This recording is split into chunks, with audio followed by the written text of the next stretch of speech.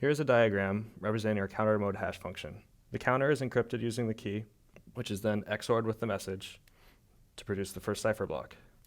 And this is repeated for the second cipher block, etc. Then each cipher block is XORed together to produce our hash value. One way of creating a collision is to swap two of the cipher blocks, for example, the first two.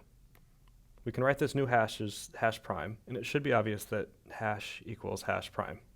So now let's look back at our diagram, and for notation, let's refer to the value coming out of the encryption as E0 and E1.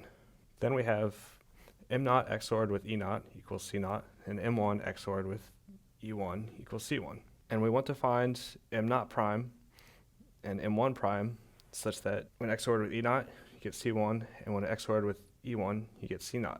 We can calculate M0 prime by first calculating E0 by reversing out the XOR, and then XORing E0 with C1 to get what we want. So in the code, here is a swap blocks routine that calculates the two message blocks needed by first calculating the E block by reversing out the XOR, and then applying the XOR on the E block with this swapped cipher block, and then returning both of them. Here, we get the inputs used for the cipher, which we then calculate.